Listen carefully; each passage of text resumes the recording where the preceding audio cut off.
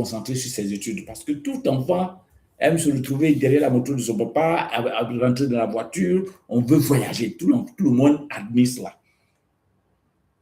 Mais votre fidèle serviteur que je suis, je n'avais jamais connu de voyager. Vous connaissez la raison, mon père disait que le meilleur à l'école devrait aller en vacances. Chaque année, ma jumelle allait en vacances. Les vacances, ce n'était pas loin. C'était à 40 km de Sakassou, donc Boaké, qui était le centre-ville. C'était de quitter donc de Sakassou pour Boaké.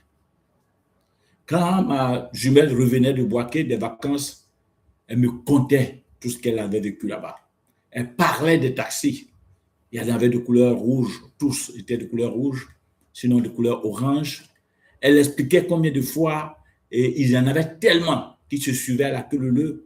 Elle parlait donc des marques telles que les Daxun 120Y, des R4, des Baby, et je vais dire Baby Bruce.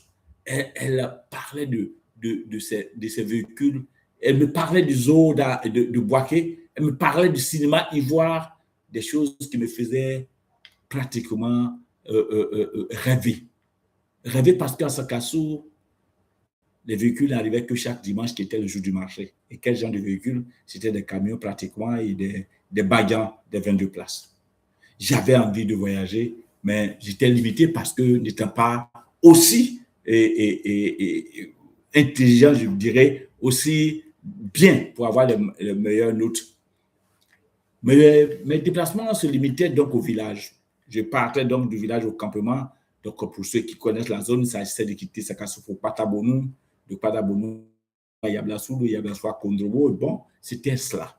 Plus tard, je vais grandir et puis la situation m'enverra à Abidjan, où je vais commencer donc par aller à l'ouest de la Côte d'Ivoire. C'était de longs voyages.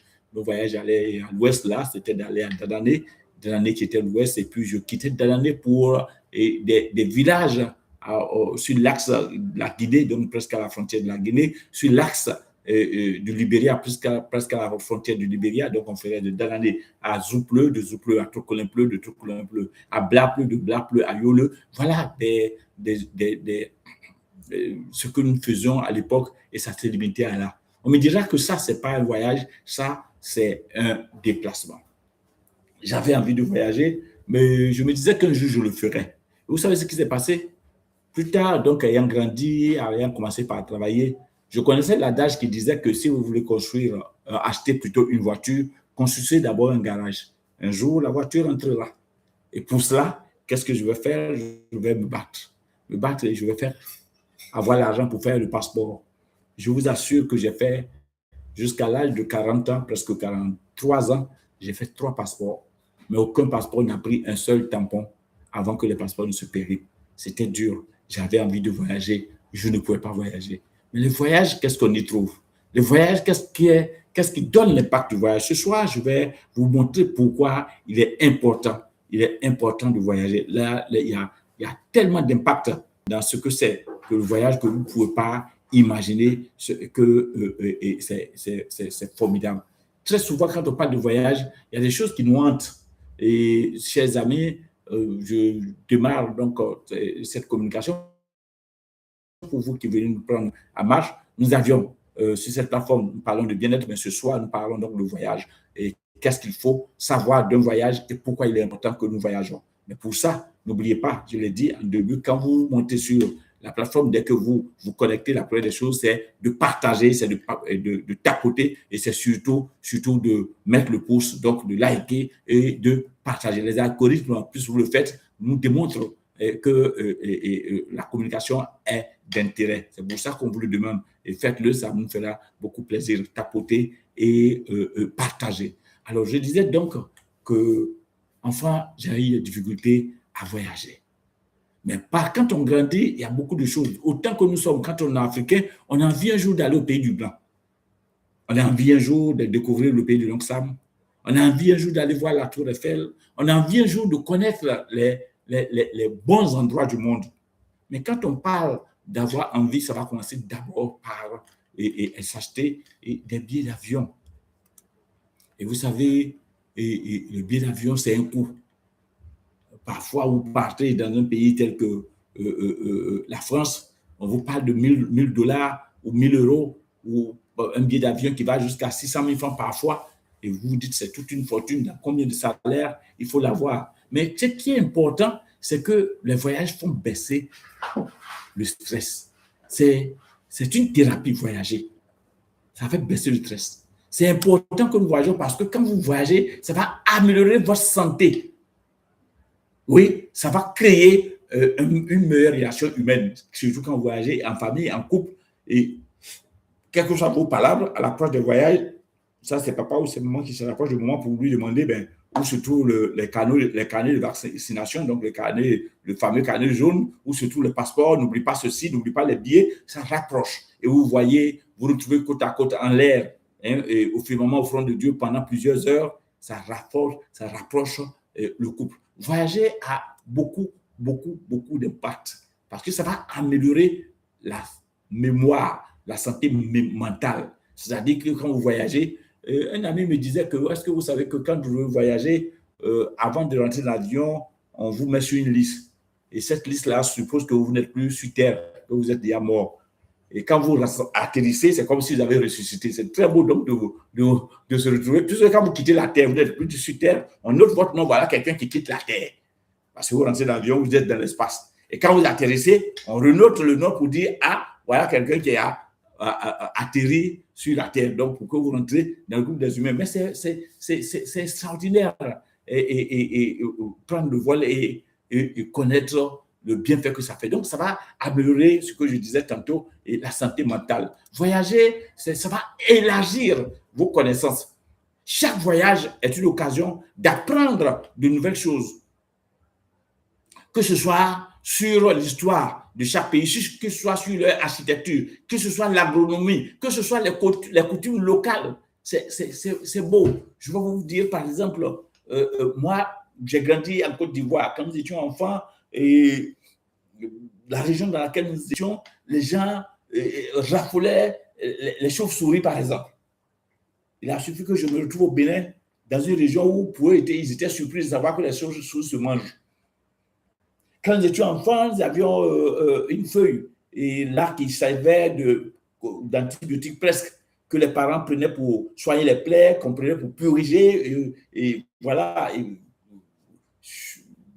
Ici, les Baoulés l'appellent la yérémonie.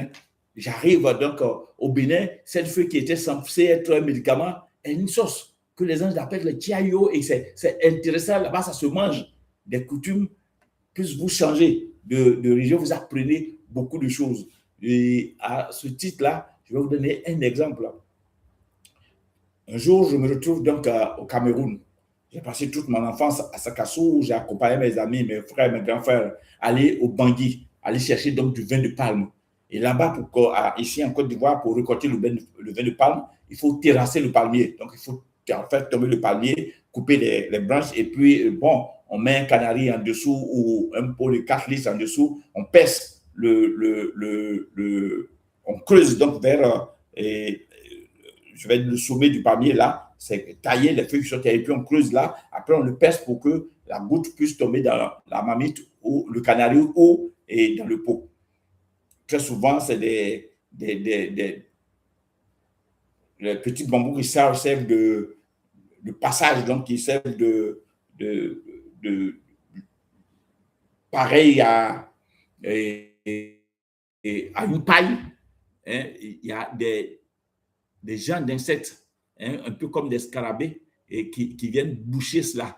On les appelle en langue locale ici les konogolis. Mais avant ça, dans ces palmiers qui commencent par pourrir d'un côté, vous avez des larves qu'on appelle la non-plein qui est raffolée, qui est mangée. C'est des larves qui se retrouvent dans les palmiers. Donc, nous apprenons et nous aimons aller donc au palmier enfant pour s'acheter, donc pour se retrouver donc avec ces konogolis-là à qui on attache la patte, et quand ça vole, on est heureux de voir voler. C'est sûr qu'à la fin, ils vont finir à être braisés, à être mangés, mais on s'amusait avec. Et puis plus tard, j'arrive à Douala, au Cameroun, et je vais rendre visite à une amie qui me dit on ira dans son village et que nous irons récolter du vin de palme. Alors, pendant qu'il parle du vin de palme, moi, je ne trouve pas étrange parce que je connais tout le processus. Sauf que pendant que je l'accompagne, nous arrivons à l'entrée du champ, je vois que tous les palmiers sont debout. Je dis, mais c'est où sont les palmiers? Il dit, nous sommes arrivés, mais où sont les palmiers où on va récolter le vin? Il dit, mais voici les palmiers. Qu'est-ce qui se passe? Il dit, non, il y a les gouttes déjà qui sont attachées et que la récolte se fait en haut. Donc, j'ai vu mon ami grimper donc, le palmier et aller faire la récolte du vin de palme en haut du palmier. J'étais surpris. Je venais d'apprendre pour la première fois que pour récolter le vin de palme, on pouvait le récolter soit palmier abattu ou debout. Mais sans que je n'ai fait ce voyage, je n'ai jamais su qu'on pouvait récolter le vin de palme et sur le palmier qui est vivant. Ça, c'est des coutumes. Ça, c'est des histoires. C'est pratiquement, je dirais, leur mode de vie local. Donc, plus vous voyagez, plus vous connaissez ces habitudes-là. Vous savez, chez moi, au Bénin, le noir est synonyme de deuil. Le noir, quand on se met en noir, on voit le deuil. Et donc, chaque fois, ça fait que le noir n'était pas une couleur auquel on s'habituait. C'était presque voir quelqu'un porter le noir. Et c'est pareil, hein, dans les zones telles que le Ghana, c'est le noir et le rouge hein, qui est mis ensemble, c'est synonyme du deuil. Ça fait qu'on s'habille très rarement en noir. Et puis, j'ai eu la chance de me retrouver un jour en Afrique du Sud, et précisément à Benoni, et je fais Benoni, après je viens à Johannesburg, et je suis surpris de voir que la majorité des gens s'habillaient en noir. J'ai été choqué, c'était un contraste. Moi qui étais habitué à avoir le noir comme le deuil, a été un quotidien pour eux. Là-bas, ils admiraient ça. J'ai eu la chance de me retrouver un jour au Kenya, et précisément à Mombasa. Mombasa, c'est une autre ville après Nairobi. À Mombasa, là-bas, on parle de Maasai. Et vous voyez, j'ai été heureux de voir comment ces Maasai-là s'habillaient avec des pailles qui nouaient juste à l'épaule, au cou, et de couleur rouge, avec des rayures là-dedans. Et il y en avait de plusieurs sortes. Et ils adoraient ça, ils admiraient ça. Et ça, on les reconnaît par cela en tenant leur bâton. Et tout le monde voit donc que c'est leur coutume. Donc, il faut sortir de là pour connaître cette coutume-là. Enfin, nous avions peur d'une période. Quand la saison sèche approche, il y a des femmes qui quittent le Niger et qui viennent avec les canaris sur la tête, avec de grands boucles d'oreilles, de larges boucles d'oreilles. Et elles venaient dans une période-là, et c'est elles qui savaient, en griffe, circoncire les enfants qui venaient de naître. Elles avaient des canaris qui contenaient plusieurs breuvages, plusieurs médicaments, et c'est elles qui étaient chargées de montrer toute poudre qui guérissait ceci, qui guérissait cela. C'était les meilleurs à l'époque. Mais c'était, pour nous, enfants, quelque chose de bizarre, quelque chose qui faisait peur. Je pense que si tu te retrouves, si tu vois de quoi je parle, tapote et partage pour montrer que tu es en face avec moi. Et ces femmes-là, ces dames-là, pour qui on avait peur, et n'avaient autre chose que leur coutume. Elles étaient habituées. Nous, les voir avec autant de boucles d'oreilles, avoir plusieurs boucles d'oreilles dans une seule oreille, c'était pour nous quelque chose de monstrueux. Mais c'était coutumier. Et voilà comment voyager va vous apprendre beaucoup de choses. Chez nous, quand on voit les gens construire, dans les villages, les gens construisent en banco. On parle de maçon gaulier, où vous voyez les gens pétrir l'argile, le lancer et le déposer, faire des cases avec.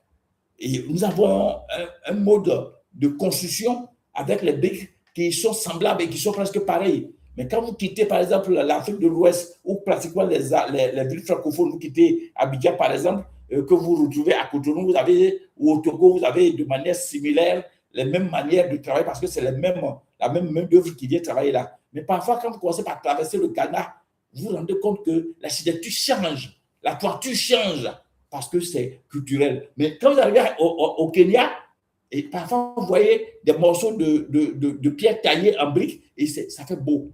Et vous suffit de vous retrouver, par exemple, en Égypte pour voir tout ce que c'est. Alors donc, voyager prolonge la vie.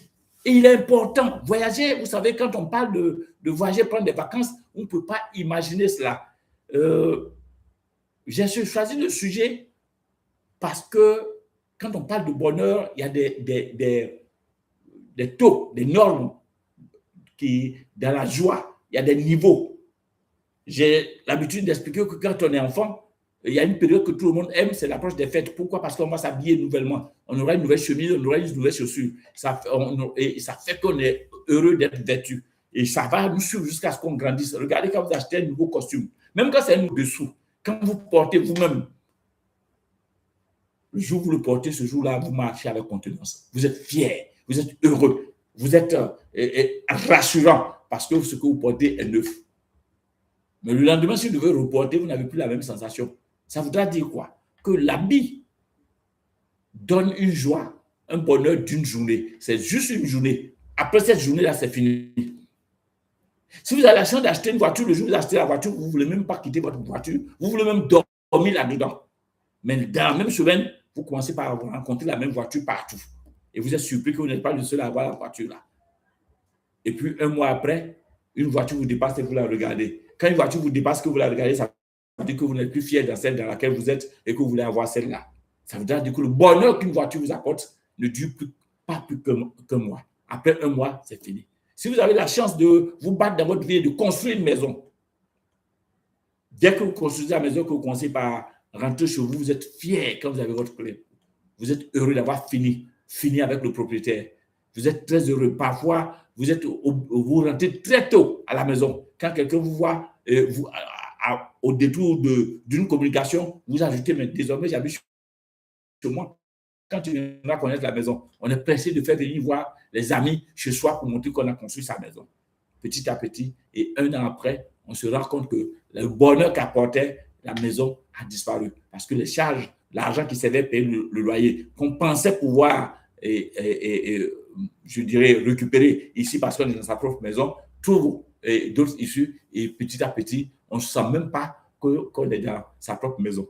Voilà comment ces différentes joies vont s'estomper après un temps donné. Mais un voyage,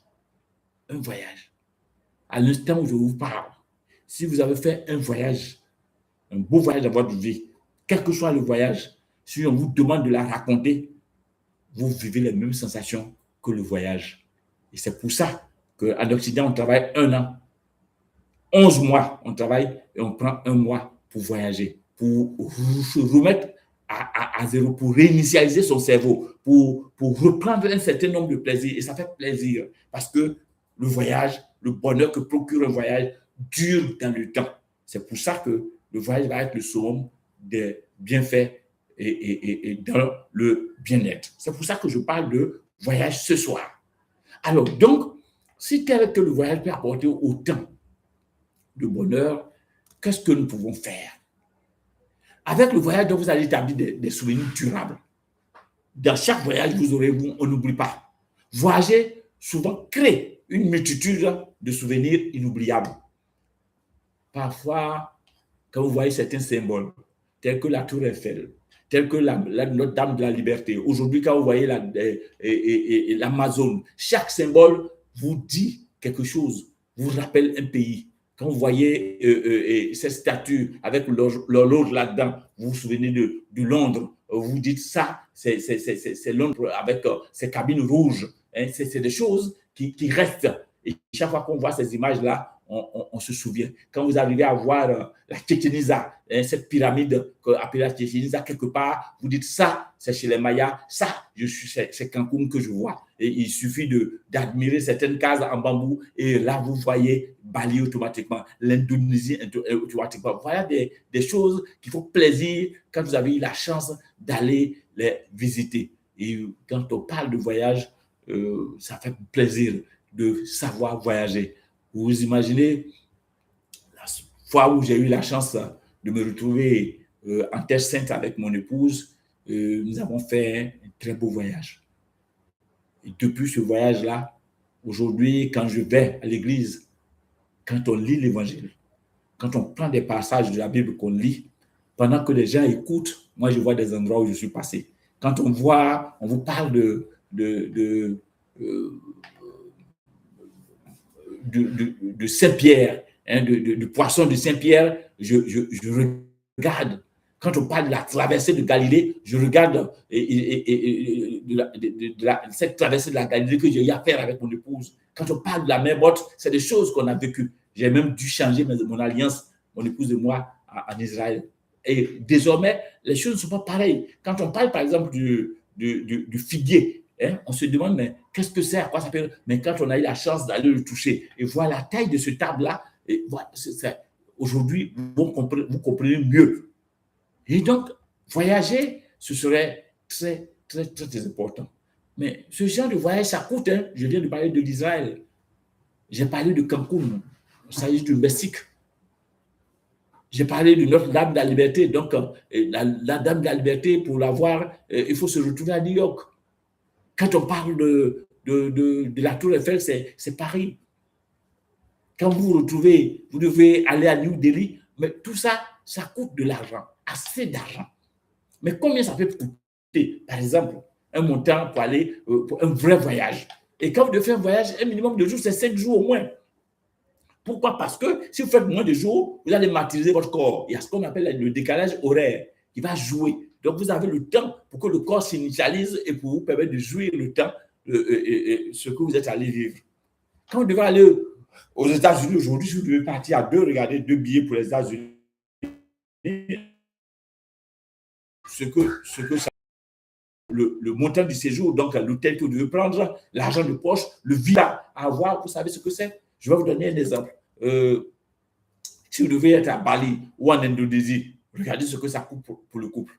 L'exemple que je vais vous donner le plus simple, c'est Singapour. Oui, Singapour. Quand on parle de Singapour, j'ajoute, n'acceptez jamais mourir sans connaître Singapour. Singapour doit être le début du paradis, chers amis. Ah oui, Singapour. Nous étions là-bas, ma chère tendre épouse et moi. Nous étions logés à l'hôtel Marina Bay Sands. Il s'agit de 3 immeubles de 57 étages, surplantés par la plus haute piscine olympique du monde. Dans cette piscine au 57e, mon épouse et moi, tous deux, tout nus, on a nagé pour recevoir la bénédiction de Dieu avant que ça atterrisse. C'est extraordinaire. Vous dormez dans ce genre d'hôtel, un sorcier ne peut plus jamais avoir raison de vous. Oui, vous ne pouvez pas rêver d'un Benoît qui vous a poursuivi. Hein. Les voyages, c'est important. Mais pour aller à Singapour, 2 billets de Singapour, aujourd'hui, le billet de Singapour, le minimum que vous puissiez payer, c'est autour de 1900 dollars. C'est-à-dire que si vous devez le convertir, c'est une affaire de près de 1 million 150 000 francs. Alors, s'il faut prendre 2, regardez, ça vous fait 2 millions 300 pour vous et votre épouse. Arriver à Singapour, si vous devez loger dans un hôtel, Madia 500B, cet hôtel dont je vous parle, la nuitée pour une chambre standard, c'est de 900 000 francs. Une nuitée. Les chambres varient de 900 000 à 9 millions.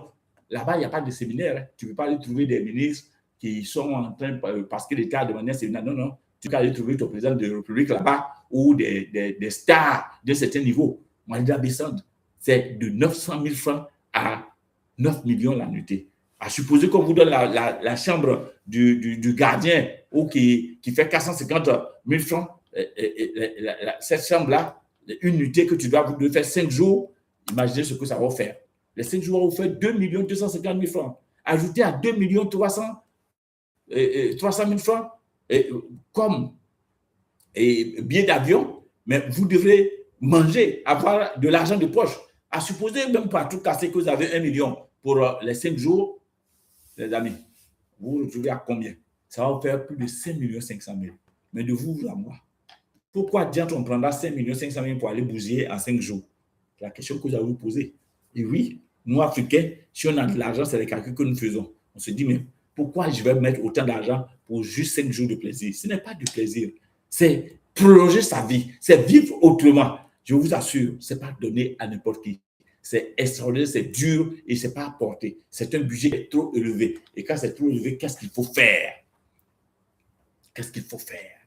C'est là où se trouve la question.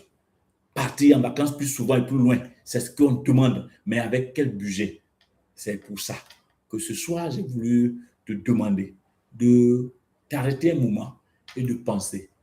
Dans quel pays souhaiterais-tu aller? Où voudras-tu voyager? Cher ami, pour toi qui es connecté, avant que je ne poursuive, capote, partage, mais surtout, mets-moi un commentaire. Quel est le pays qui te plaît? Dans quel pays souhaiterais-tu aller? Je voudrais faire une petite pause avec la salsa en lisant vos commentaires, en demandant à savoir dans quel pays vous voulez aller. Vous savez pourquoi?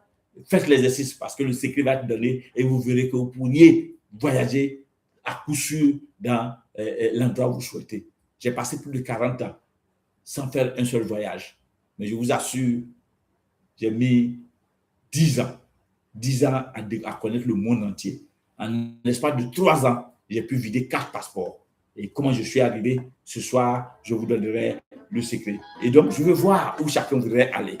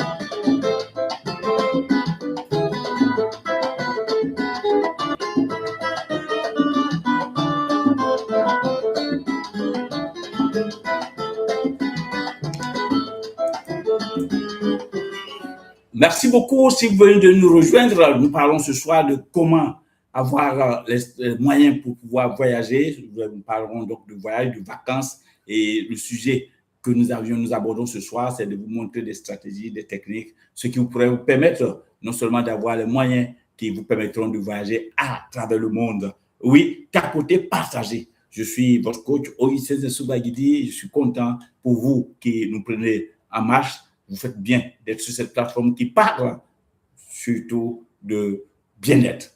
Le bien-être, c'est vrai, il s'agit de votre bien-être, mais aussi c'est notre affaire. Nous avons le devoir de vous accompagner. Alors, quelqu'un a dit qu'il souhaiterait aller à Hawaï. Oui, Hawaï, c'est de la Côte d'Ivoire à Hawaï, c'est 24 heures de vol. Je me souviens comme c'était hier, quand nous avions eu la chance, mon épouse et moi, de nous retrouver à Hawaï. Et je vous assure, c'est quand même surprenant. Aujourd'hui, ça fait jour pour jour. J'étais à Hawaï en 2013. En 2013, je me souviens que le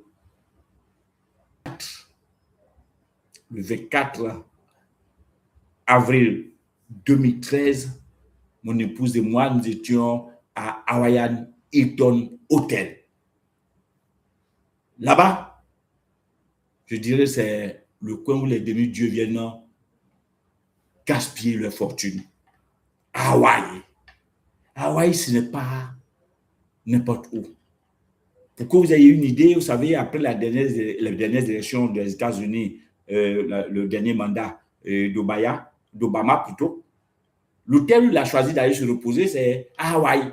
C'est à Hawaï, il est parti et c'est à Hawaiian Hilton Hotel où Obama allait se reposer. J'ai eu la chance de dormir dans le même hôtel que lui. Je me suis mis dans la même plage, donc couché dans la même plage. J'étais avec un ami que je félicite aujourd'hui, c'est pour la première fois, il verra un plat avec de l'ananas. J'étais surpris comment on peut préparer un plat salé avec de l'ananas dedans. C'était la première fois qu'il voyait ça. Aujourd'hui, cet ami qui quittait l'Afrique pour la première fois pour ce long voyage qui a duré 24 heures de vol, Abidjan, Hawaï. Et je crois qu'aujourd'hui, cet ami, depuis un moment, est américain. Et il s'est habitué à manger les plats à l'ananas. Voilà ce coin d'Hawaï où tous les grands de ce monde sont passés. Hawaiian Hilton Hotel, j'ai vu chacun leurs images, leurs photos et placardées des murs. J'ai vu les écrits, je crois, je me souviens avoir mentionné quelque part sur un mur que Augustin de Souvagui y est aussi passé. Alors, pour vous qui avez choisi les destinations, nous allons voir les possibilités qui s'offrent à vous. La première possibilité qui s'offre à vous, après les choses, c'est de faire des heures supplémentaires. Mais est-ce que vous êtes convaincu qu'en Afrique, les gens payent les heures supplémentaires? Non, non, non. Quand on voit quelqu'un qui dure au bureau, c'est pour que le jour où le patron veut licencier, il se souvienne de lui qu'il est souvent là. Donc, il n'y a pas d'heures supplémentaires en Afrique. Non, non, non. Donc, vous ne pouvez pas faire d'heures supplémentaires et voyager comme vous souhaitez. Alors, qu'est-ce qui nous reste? On va chercher de créer une société traditionnelle. Mais quel genre de société vous allez créer pendant que vous êtes employé? Que vous avez un salaire certainement de 400 dollars ou de 500 ou 1000 dollars le maximum. Souvent, qu'est-ce qui se passe? Souvent, on va chercher à faire du transport, à ouvrir un lavage, à faire de l'élevage, créer un restaurant, créer une salle de coiffure. Tout ça, nous appelons donner sa richesse en procréation. Oui, parce que tous ceux à qui vous confierez ça penseront d'abord à eux-mêmes avant de penser à vous. Ce qui fait que tous ceux qui entreprennent, ceux qui travaillent et qui font de petites entreprises à côté, 80% parmi eux échouent. Et si vous avez l'intention de créer quelque chose, contactez-moi, je vous dirai et autour de ce que vous devez faire, quelles sont les limites que vous pouvez avoir et quelles sont les chances de réussir. Mais 80% de ceux qui entreprennent, qui sont employés, échouent. Juste parce que ceux à qui les confient ne les gèrent pas. On dit où se trouve ton trésor, se trouve ton cœur. Quand vous êtes comptable quelque part dans une structure, on vous appelle, je dis n'importe quoi, vous êtes appelé DAF, et qu'avec votre salaire, pour avoir un peu plus d'argent, vous ouvrez un marqué quelque part, le soir, vous quittez votre bureau pour venir où?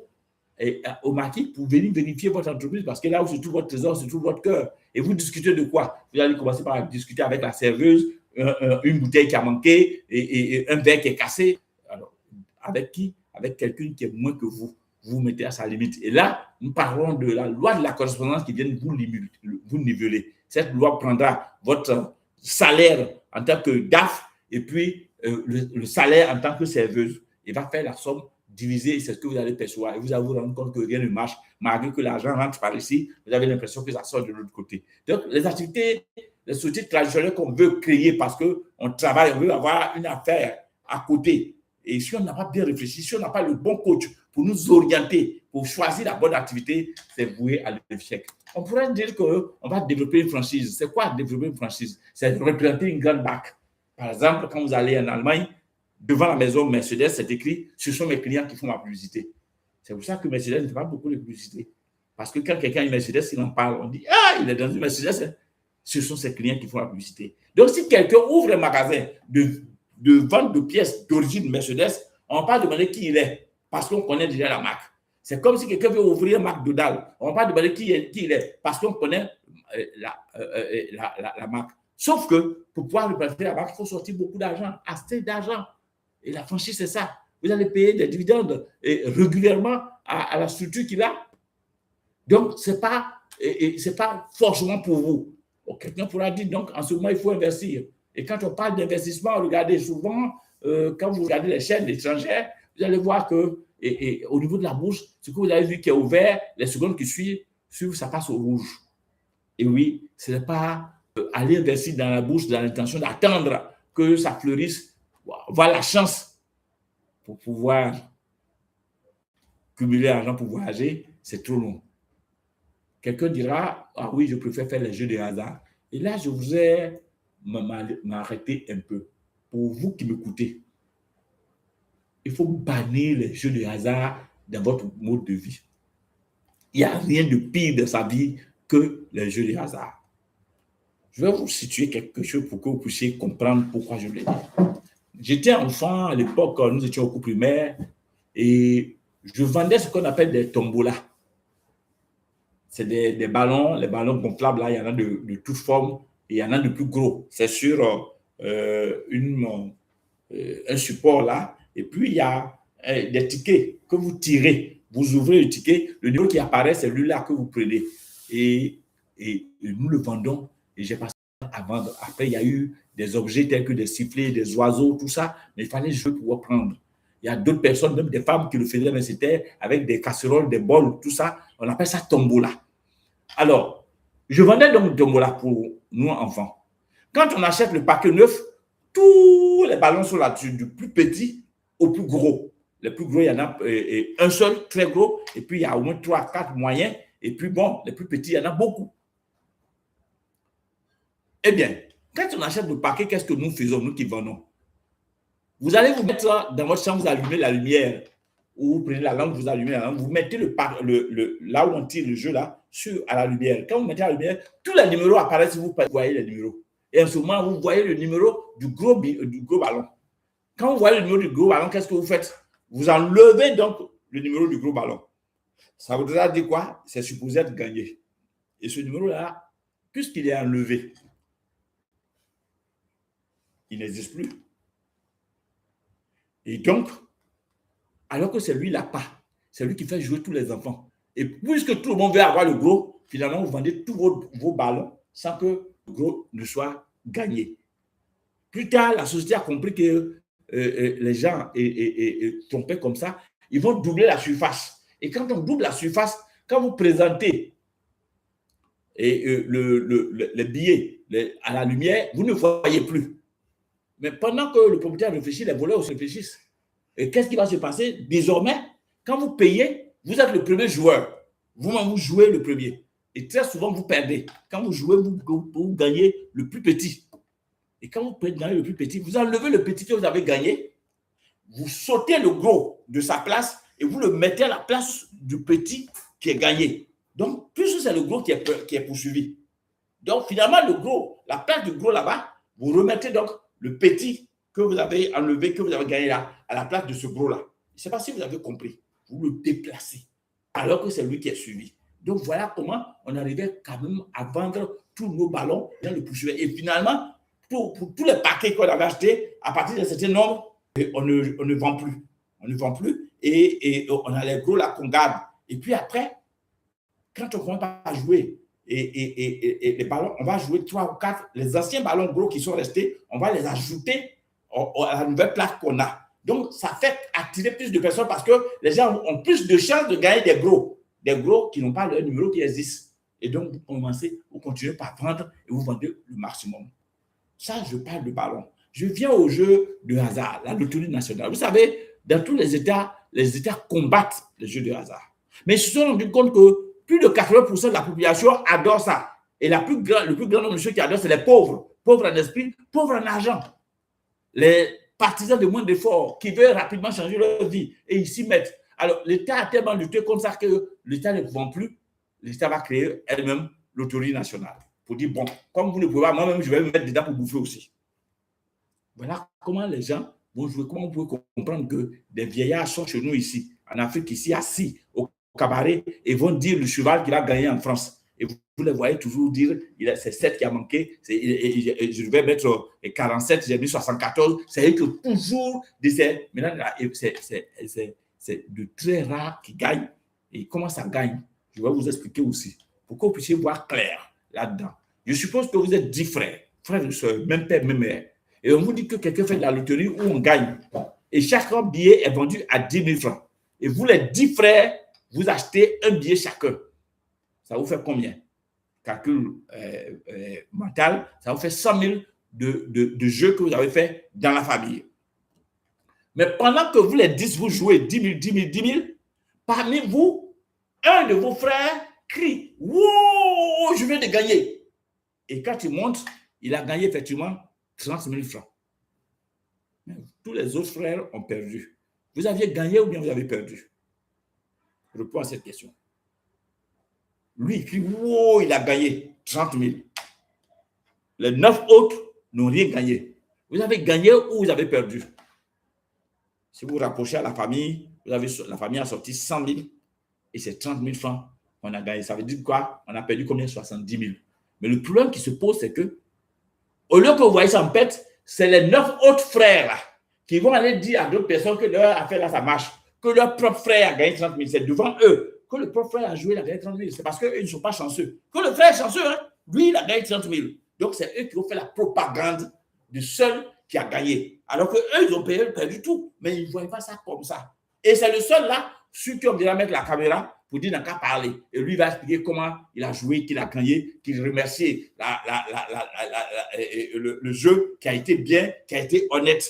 Voilà comment ça se passe. Et les partisans de moindre effort, les gens qui ne comprennent pas comment le monde se fait, vont venir jeter leur argent là-dedans. Alors, maintenant, vous avez compris. Pourquoi? Parce que j'ai ramené ça à la famille. Donc, puisque les autres, vous ne les connaissez pas, c'est ce qui se passe. Étendez ça sur le plan national. Regardez le nombre de monde qui joue. Est-ce que vous aviez fait attention une fois quand les sociétés de loterie déclarent leur chiffre d'affaires sur tous les bénéfices qu'ils font? Ils le déclarent à titre de milliards dans chaque pays. On dit oui, cette année, on a fait des profits de tant de milliards sur le dos de combien de pauvres? De ces partisans de moindre effort. Il faut apprendre que le hasard ne te fera pas gagner de l'argent. Maintenant, autre chose. Si tu fais partie de cette personne-là, de soi-disant chanceuse, tel que le frère qui a gagné les 30 000, et que lui seul, il a gagné 3 millions, qu'est-ce qui se passe? Cette loi va le niveler. Parce que pour avoir gagné 3 millions ou 20 millions à la loterie, je prends quelqu'un qui a gagné 20 millions à la loterie, puisqu'il n'a pas été millionnaire là-dedans, et qu'il vient de l'être, qu'est-ce qui se passe? 6 mois après, quand vous allez le voir, il est au même niveau qu'il était avant de gagner la loterie. 6 mois, ça ne dépasse pas ça. Pourquoi? Parce qu'aussitôt il gagne les 20 millions, il va vouloir acheter une voiture. D'abord, il s'achète une maison. On lui propose une maison dans une banlieue à 13 millions. Il paye cash, puisque c'est un nouveau riche. Après, on propose un véhicule, 3,5 millions.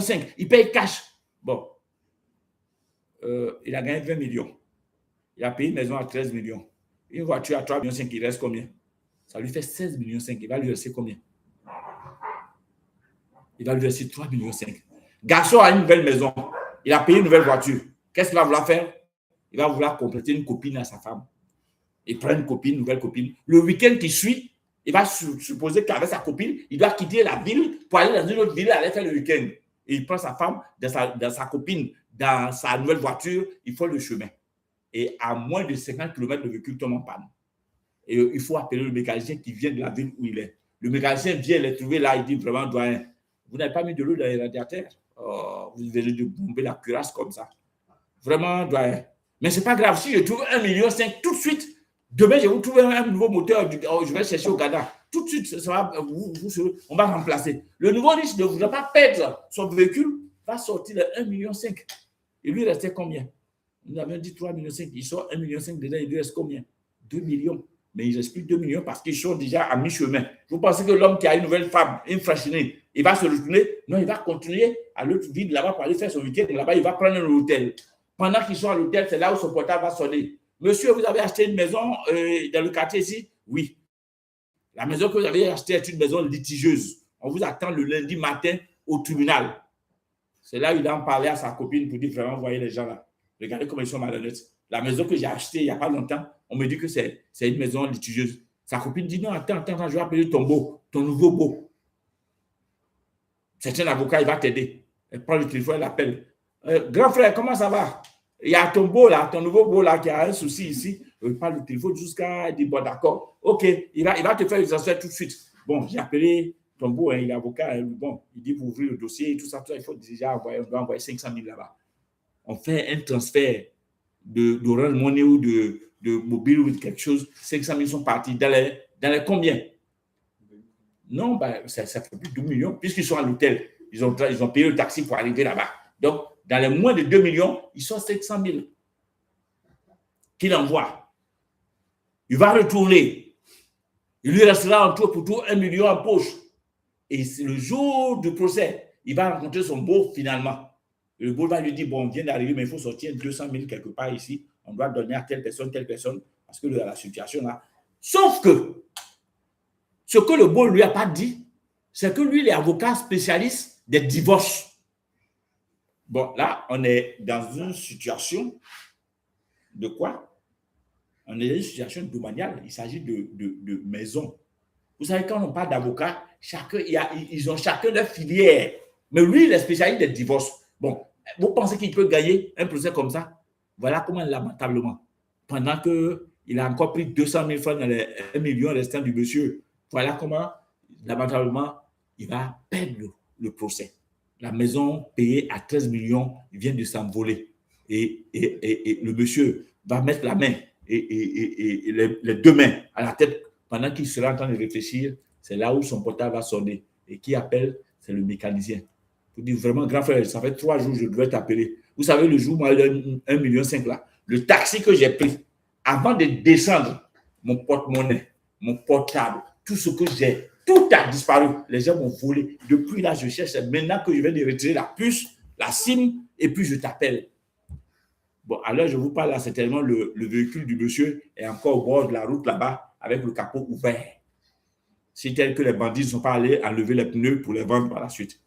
Bon, maintenant, au tribunal là, il va essayer de vouloir négocier avec des gens. On lui dira, non, ce que tu as fait là, si on trouve 300 000, on peut aider quelqu'un. Donc là, les malhonnêtes, les 800 000 qui lui restent, ils vont lui encore prendre 400 000 francs là. Il va lui laisser 400 000 francs. Et il rentre à la maison.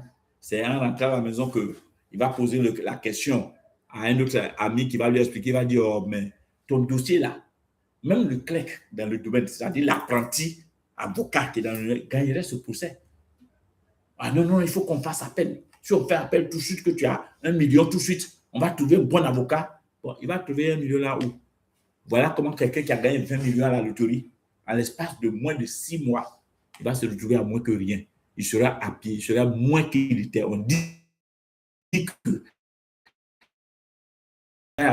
6 mois après, il est au même niveau qu'il était avant de gagner la loterie. Voilà ce que c'est que la loi de la correspondance. Ah oui, cette loi ne badine pas. Ne badine pas. Elle vous nivelle. Elle vous met à votre place. Voilà comment les jeux de hasard ne font jamais du bien.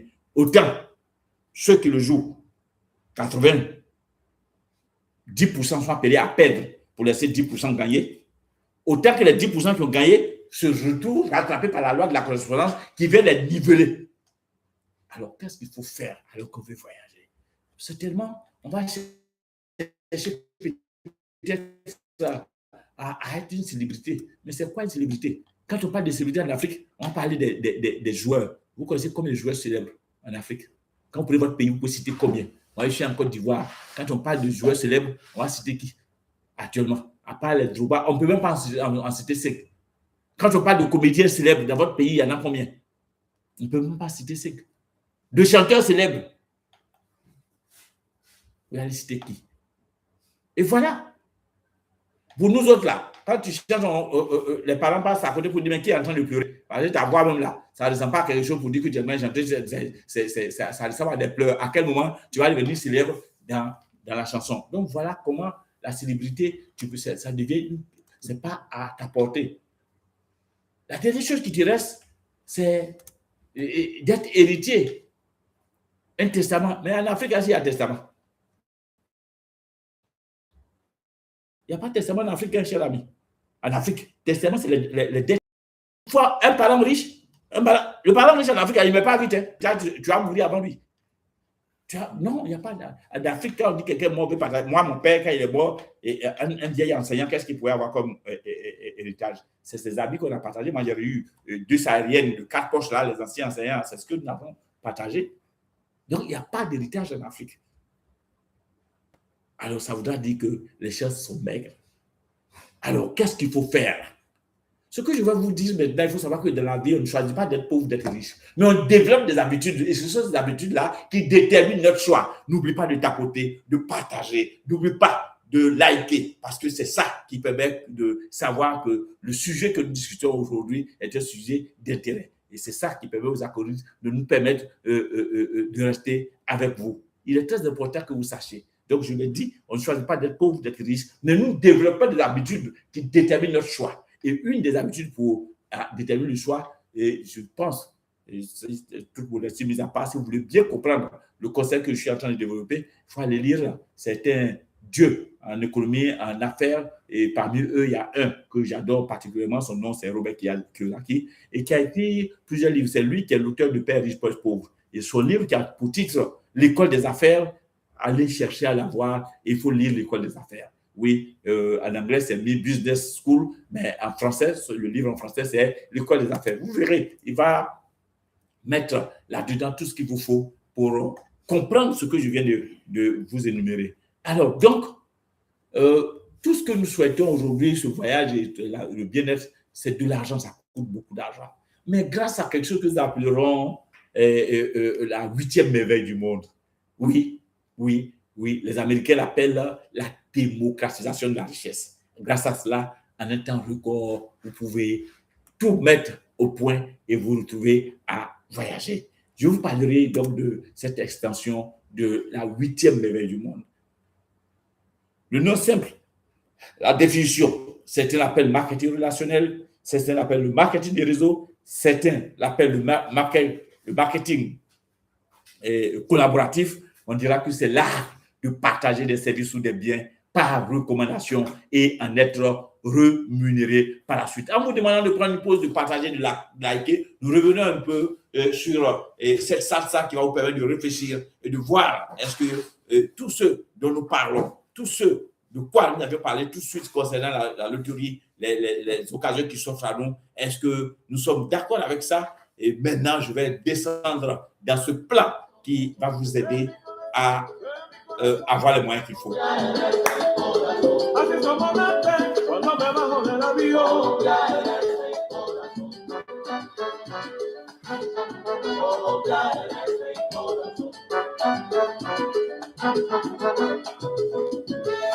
Quelqu'un a dit que le live est passé. Salut.